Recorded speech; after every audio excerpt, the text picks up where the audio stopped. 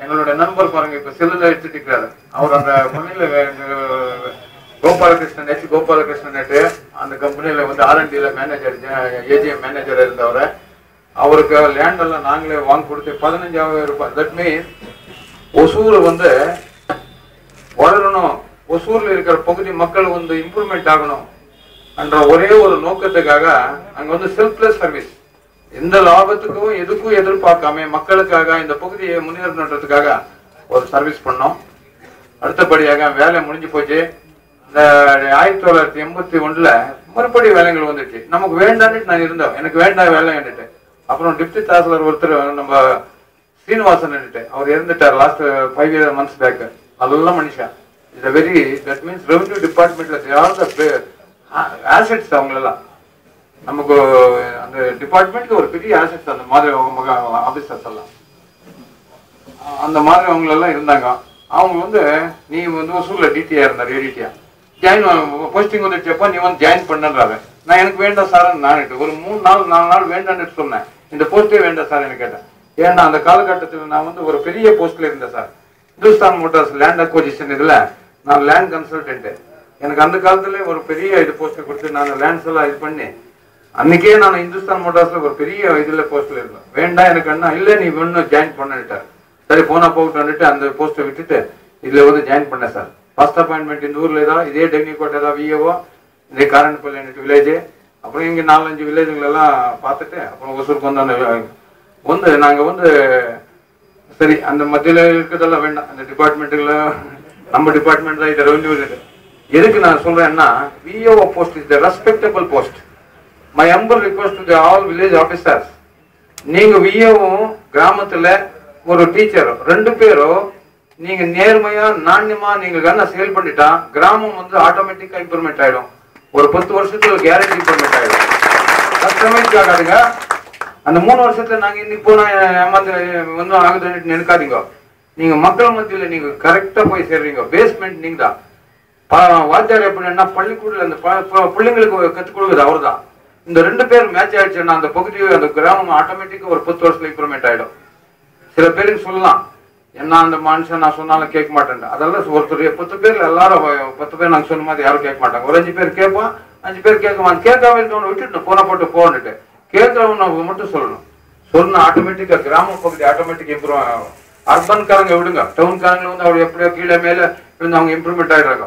கிராமத்துல இருக்கிறவங்க innocent peoples அவங்க வந்து நாங்க வந்து கண்ணு காலு தெரியாத அப்பாவி மக்களுக்கு வந்து நம்ம நாளாக செஞ்சா சத்தியமா நான் சொல்றேன் நம்ம பிள்ளைங்களுக்கு நம்ம வீட்டுக்கு நமக்கு நன்மை வந்து அடுத்தபடியாக நமக்கு தெரியும். ஆனா அந்த நேரத்துல தெரியாது நம்ம ஃபியூச்சர் வந்து நல்லபடியாகும். இது என்னுடைய அனுபவத்தை பத்தி நான் உங்களுக்கு சொல்றேன். 2வதாக ஆபீஸ் வந்து நிர்வாகத்துக்கு வந்தோம். RI போஸ்டுக்கு வந்தா சார் ஒசூருக்கு. இங்க வந்து வில்லேஜ் அசிஸ்டன்ட் இருந்தேன். இங்க வந்து ஒன்னும் அவளை நான் வந்து அவளை கத்துக்கல. ஏன்னா புதுசா இறங்கணும் இந்த டியூட்டிக்கு கத்துக்கல. ஒசூர் RIக்கு போனேன். RIக்கு போன உடனே சரி பல தரப்பட்ட மக்கள் வந்து வருவாங்க, அப்ரோச் பண்ணுவாங்க. ஆனா பார்த்தோம் 2 நாள் பார்த்தோம், ஒரு மாசம் பார்த்தோம். அப்புறம் ஸ்டடி பண்ணேன். ஸ்டடி பண்ண உடனே எங்க பார்த்தாலும் என்கரேஜ்மெண்ட், எங்க பார்த்தாலும் வந்து வீடுகள் கட்டுறது. இதெல்லாம் பார்த்து இதுக்கு என்னென்ன பண்றதுன்னு நம்ம நண்பர்கள் சொன்ன மாதிரி கிருஷ்ணாராவ், ராமகிருஷ்ணன், பெருமாள், ஒரு அப்புறம் சென்னப்பா, கோவிந்தப்பான்ட்டு ஒரு 5-6 பேர் ஃபர்ஸ்ட் கிளாஸ் டீம் எனக்கு அந்த ஒசூர் பிற்கால சார். எப்படி என்ன வீடு கட்டுறது போன உடனே போனேன், ஜேசிபி எடுத்துட்டு போனோம். அவன் வந்து நம்ம மேல விடுறான். நாங்க என்ன பண்ணோம், ஒரே ஒரு டெக்னிக் பாயிண்ட், சப் கலெக்டருக்கு மெசேஜ் போயிடுச்சப்பா, போன் போயிடுச்சு. அவர் அங்கிருந்து எங்களுக்கு சொல்றாங்க நாங்க என்னப்பா பண்றது, நாங்க இடிச்சே தள்ளணும்னு நம்ம சப் கலெக்டர் மேல போட்டுடுறது. நமக்கு வந்து சப் கலெக்டர் எப்பேர் பட்டாருன்னா ரஞ்சிக்கு மாதிரி, ரஞ்சிக்குமார்னா ஷார்ப், சொன்ன உடனே தோல் நீங்க பண்ணீங்களா ஓகே கோ ஹெட் என்று சொல்வாரு. அவங்களெல்லாம் இந்த மாதிரி ஒரு team supply first class team இருந்தது. நாங்க கம்ப்ளீட் 1 or 2 months எரடிகேட் பண்ணிட்டோம். எவ்ரி எவிக்ஷன்ஸ் எல்லாம் கிளியர்டு.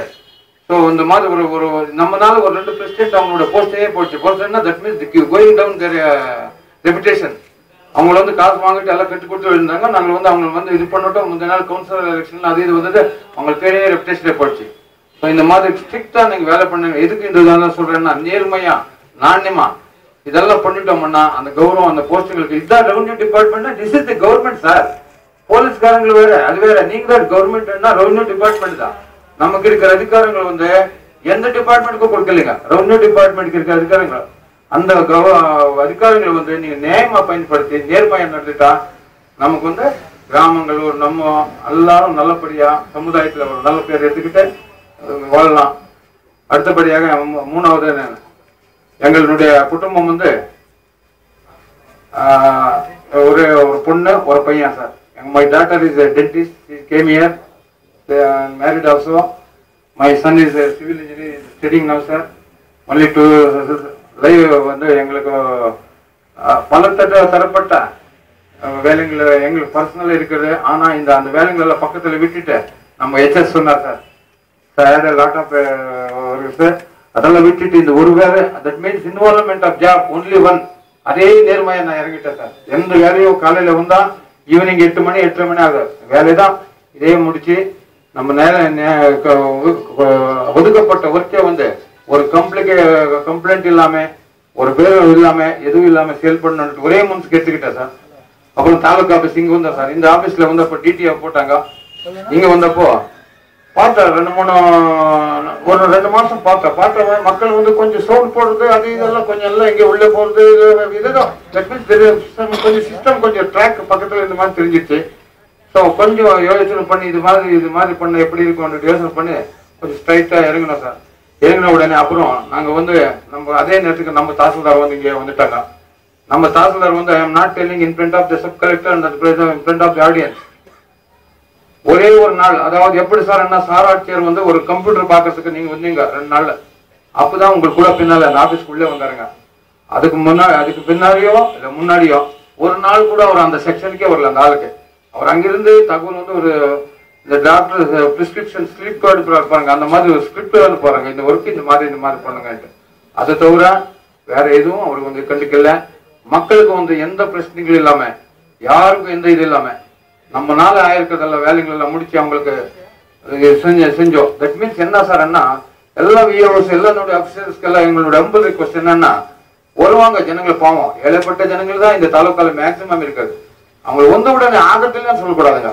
ஆகாத இருக்கிற வேலைங்க கொஞ்சம் சொல்லி பொறுமையா இந்த மாதிரி பண்ணலாம், நாளைக்கு வாங்க இல்ல நாளைக்கு வாங்க சொல்லி பொறுமையா சொன்னீங்கன்னா ஈஸியா ஸ்மூத் சேலிங்கா போயிடலாம் ஆபீஸ். அதுல ஒன்றும் பெரிய பிரச்சனை இல்லை. என்னுடைய அனுபவத்துல சொல்லி எனக்கு இந்த மாலை நேரத்துல பேசுறதுக்கு வாய்ப்பு கொடுத்ததுக்கு நன்றி தெரிவித்துக் கொள்கிறேன். வணக்கம்.